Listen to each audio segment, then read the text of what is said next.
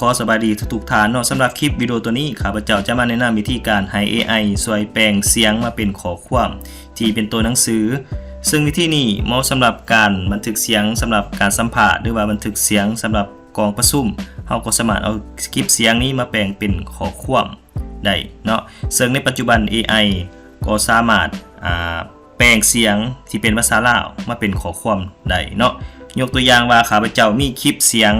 ที่ว่าอัปโหลดเข้ามาแล้วและข้าพเจ้าให้มีคำสั่งแบบนี้เนาะช่วยถอดเสียงช่วยถอดข้อความเสียงจากไฟล์นี้แล้วข้าพเจ้าก็ลองกดรันเนาะถ้าเบิ่งว่ามันจะเป็นแบบไหนเนาะ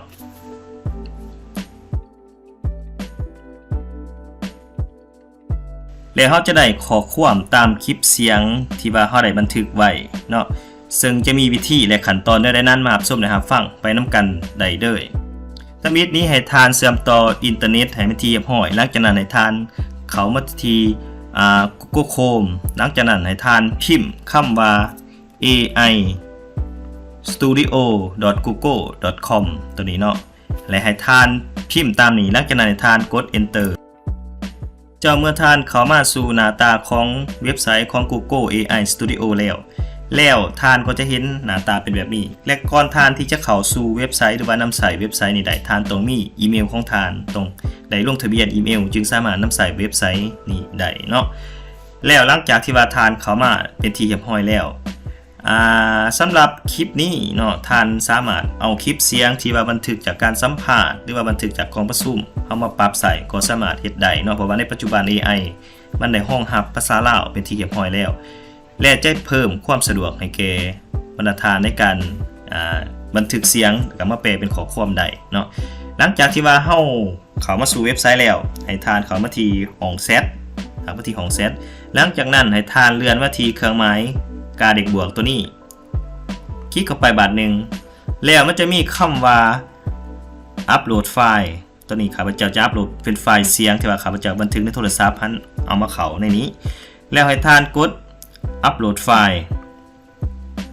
เมื่อทานเข้ามาสู่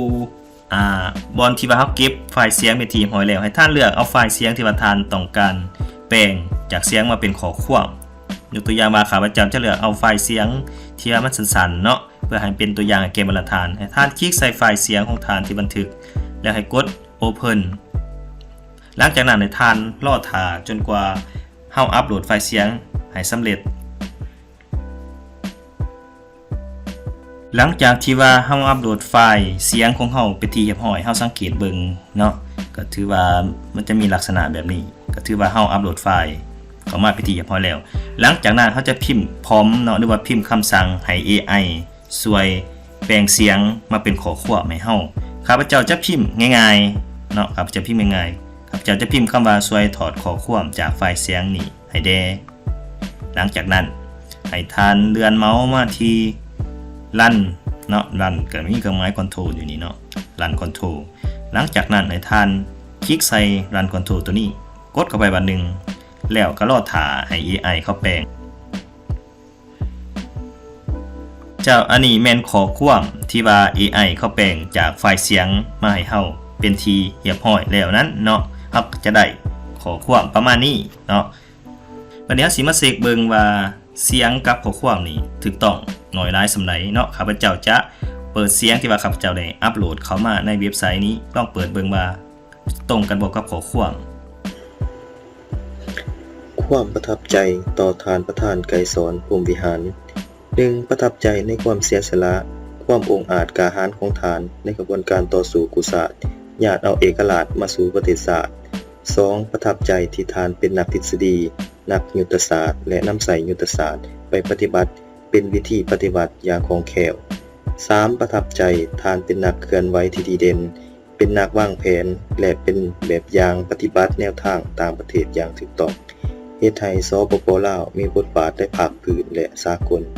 4. ประทับใจที่ทานได้ถือเอาเวียกงานสาวหนุ่มเป็นสิ่งสำคัญและเป็นแขนขวาของพรรคเจ้าอันนี้เป็นคลิปเสียงกับข้อความที่ว่า AI เขาถอดออกมาให้เฮาตามที่ว่าข้าพเจ้าเบิ่งเนาะก็ถือว่าถูกต้อง 100% เลยสำหรับคลิปเสียงกับข้อความที่เขาแปลงออกมาให้เฮาอันนี้ท่านก็สามารถไปหมุนใส่เนาะในการแปลงเสียงจากการ สัมภาษณ์หรือว่าการบันทึกในกล่องประชุมเราก็สามารถเอามาเป็นข้อความได้เนาะที่ว่าเป็นตัวหนังสือเราก็สามารถแก้ไขตัวหนังสือได้